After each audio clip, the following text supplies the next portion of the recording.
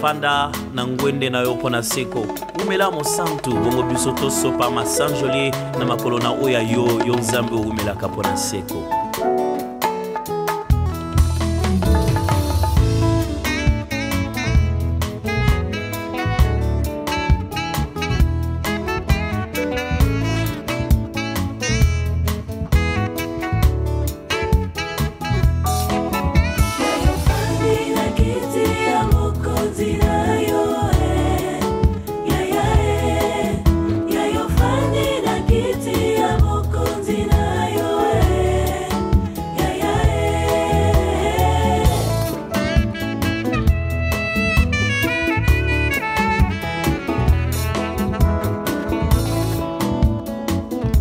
Yayo fanda poto pe Mateo, yayo fandi poto pe Mateo, nkasio fandi poto kokisa nyonso.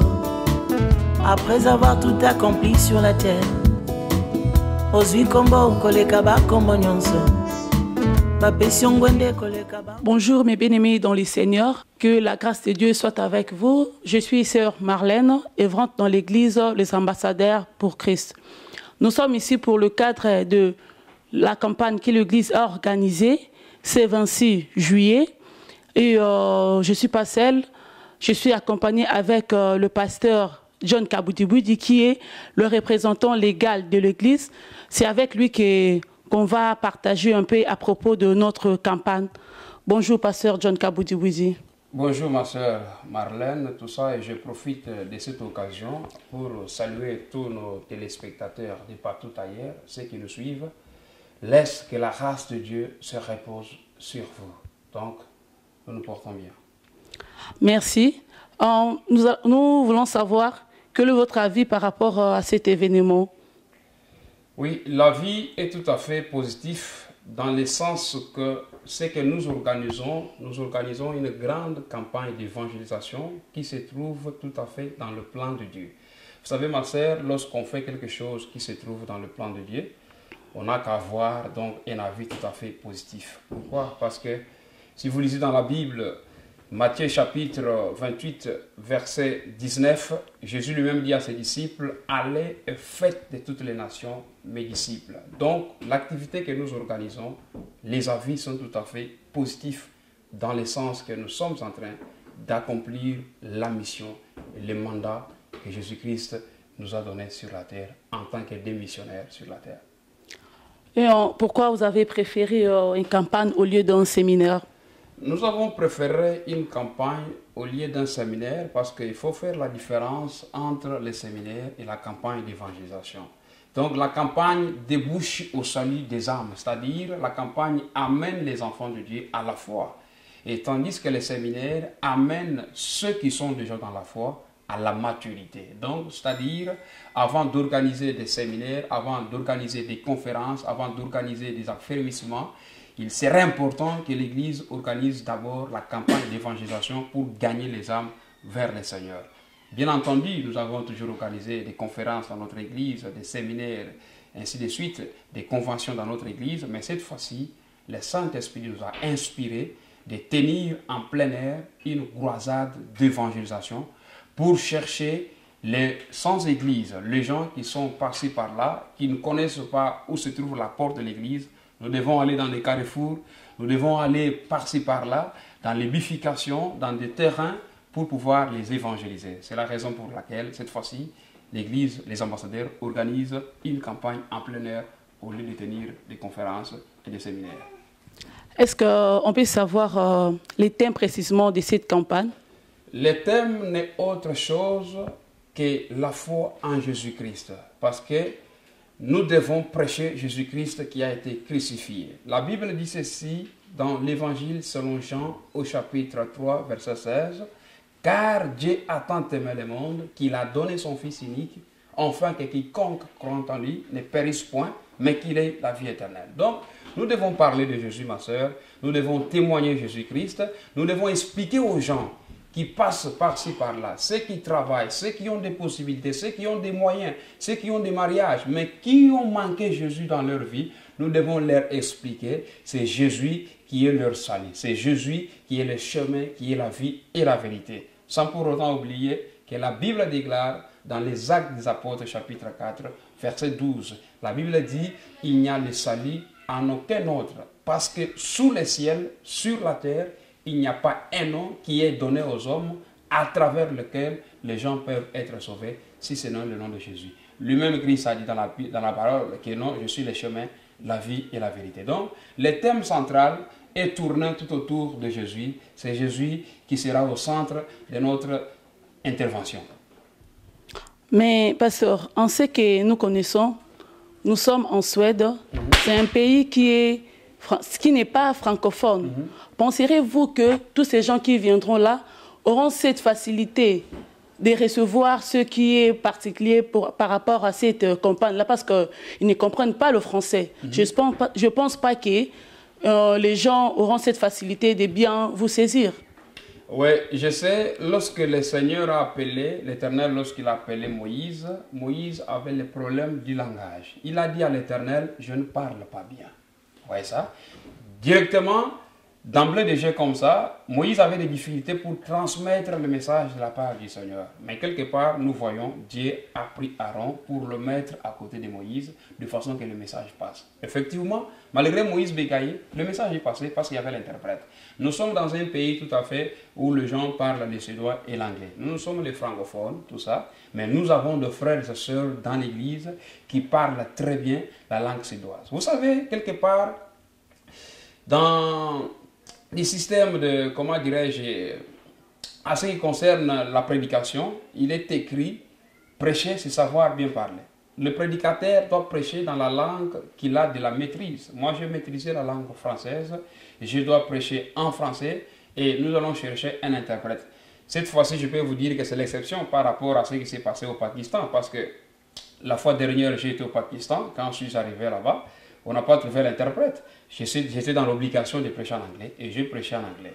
Je pense que le jour viendra, vous verrez les images de mon intervention. Ma première fois de parler l'anglais, moi je n'ai jamais parlé l'anglais. Et quand je suis arrivé au Pakistan, tout ça, j'ai prêché en anglais. Les images sont là. Donc, de toutes les façons, aussi, vous pouvez aussi oser aussi de prêcher aussi en suédois ici. Non, parce que c'est votre pays que vous habitez aussi également. Effectivement, Dieu agit par rapport à des circonstances. Vous savez, le Pakistan, je suis arrivé là-bas, il n'y a pas eu d'interprète. Le Seigneur m'a dit, prends courage, tu dois prêcher en anglais. Et j'ai prêché en anglais. Mais ici en Suède, il y a les interprètes. On ne peut pas s'hasarder. Ça, c'est comme une façon de tenter le Seigneur. Mais le jour où viendra, nous sommes en train de faire l'effort pour apprendre la langue suédoise convenablement.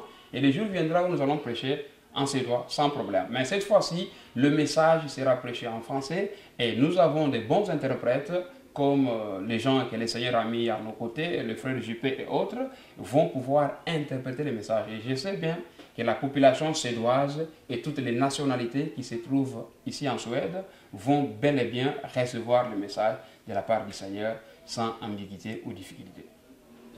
Et je vois ici, vous avez déjà tiré un peu de vos calicots qui représentent déjà l'événement. Je pense que j'allais savoir comment l'organisation se présente réellement au niveau de l'Église. Oui, justement. Pour la réussite au moins de cet événement, parce que c'est pas une petite chose, c'est une grande chose. Alors ça demande au moins beaucoup de motivation, beaucoup de soutien, et puis comment l'Église s'organise pour ça. Oui, justement, nous sommes en train de hausser le ton, d'expliquer la vision que nous avons de la campagne à tous les membres de l'Église. Ce n'est pas l'apanage d'une seule personne que la réussite va venir, non. Dieu a dit à Gédéon, va avec la force que tu as et la victoire est certaine. Je sais, nous avons des sœurs, nous avons des frères tout autour de nous qui nous accompagnent dans la mission et nous sommes en train de mobiliser tous les chrétiens ici à Stockholm. Ce n'est pas l'affaire de l'église des ambassadeurs ici à Stockholm, parce que nous avons beaucoup d'églises. Nous travaillons avec l'église suédoise, l'église Elim Kyrkan. Nous sommes membres là-bas, nous travaillons avec les Russes, nous travaillons avec les Éthiopiens. Nous avons pas mal d'églises ici, congolaises, AVC, et nous avons l'église Patmos, VM, toutes les églises, tous les pasteurs, tous les fidèles, toutes les églises, parce que c'est une action en plein air. Nous sommes là pour travailler de main à main, pour soutenir l'œuvre de Dieu, afin que l'œuvre aille de l'avant. Même si vous voyez dans les affiches, vous voyez la figure de notre frère Vignique Chinyama.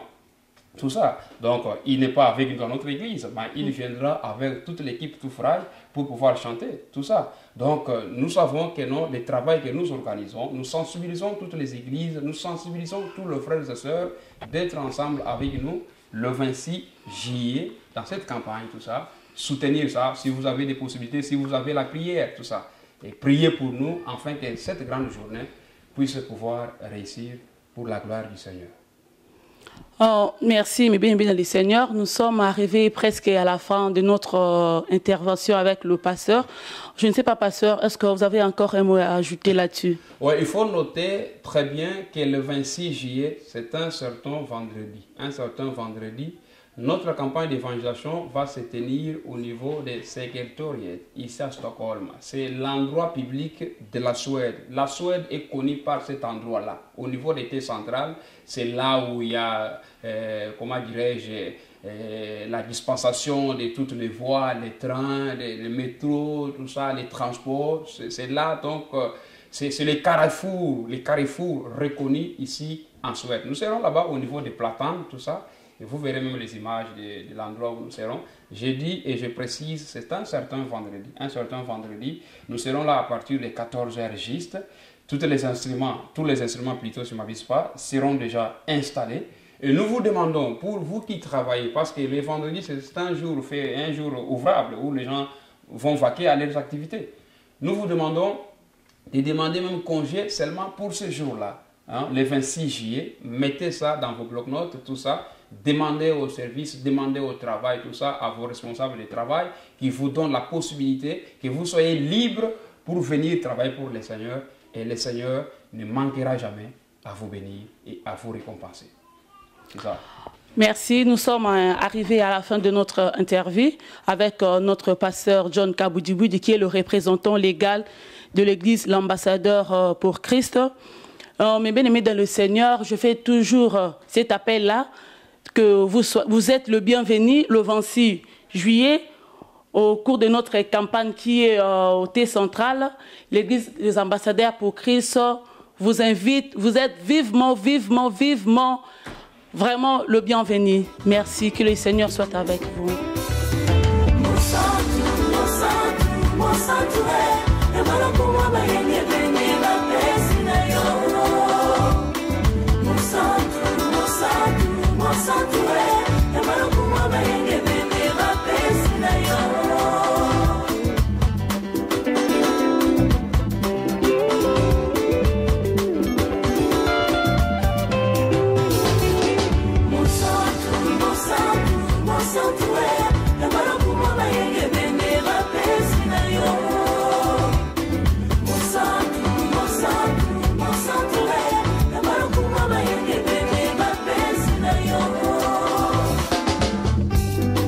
no bisika ezwanga motema nanga moko témoin osala nyonso mpo nga nakoma mosantu lokola yo ozali otala mabunga na ngai te olatisi ngelamba ya bosantu lokola yo bongo nabenga mabe mosantu lolenge moko na yo yango nayemba mosantu mosantu